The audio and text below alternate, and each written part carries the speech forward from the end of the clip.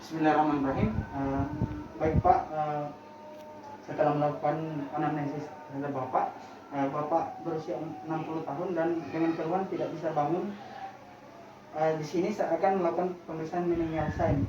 Baik Pak, di sini saya akan menyentuh beberapa bagian tubuh Bapak. Mungkin akan sedikit terasa tidak nyaman, tapi tidak usah khawatir karena saya akan melakukannya seprofesional mungkin. Apakah Bapak bersedia? Bersedia. Oke. Pada meninggal saya, sebelum melakukan pemeriksaan, tentunya kita akan melakukan cuci tangan terlebih dahulu.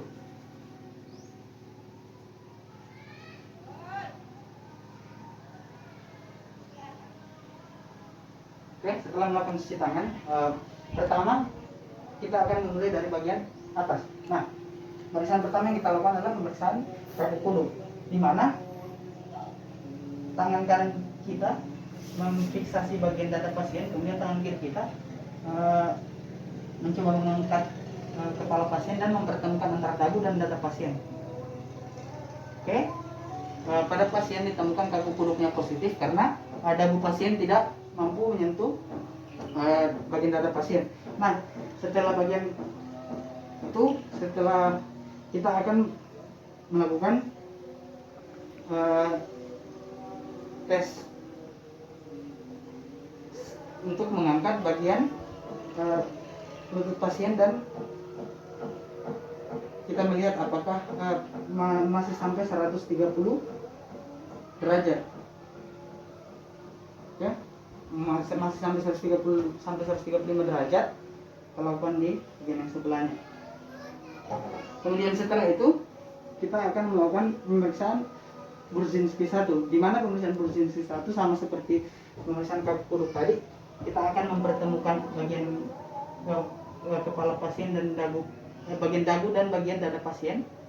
Nah, apabila bagian tungkainya terangkat, berarti tes Brudzinski 1 positif. Nah, setelah melakukan itu kita akan melakukan tes Brudzinski 2, di mana kita akan mengangkat bagian kaki pasien setinggi 135 derajat.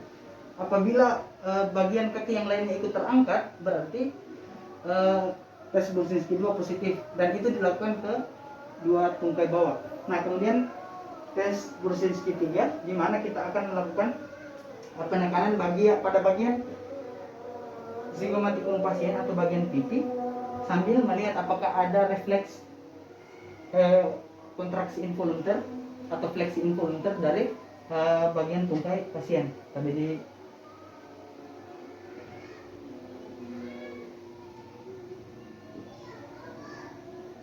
Nah, apabila ada refleks dari bagian tungkai atas, bagian ekstremitas atas pasien, berarti tes Brudzinski 3 positif.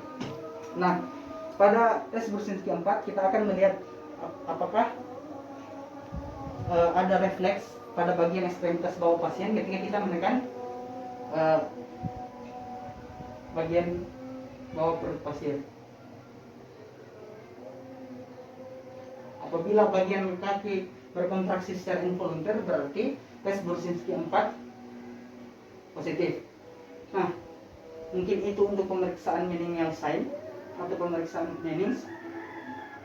Pada pasien dengan keluhan seperti ini tidak bisa bangun, diagnosis sementaranya adalah yang pertama tentunya adalah meningitis, kemudian diagnosis yang kedua adalah abses otak, kemudian diagnosis yang ketiga adalah tumor otak. Baik Pak, pemeriksaan sudah selesai saya lakukan. Untuk menegakkan diagnosis lebih lanjut kami butuh melakukan pemeriksaan lab. Mohon Bapak mengikuti prosedurnya dengan baik. Kita tunggu sebentar Pak, saya akan melakukan cuci tangan terlebih dahulu.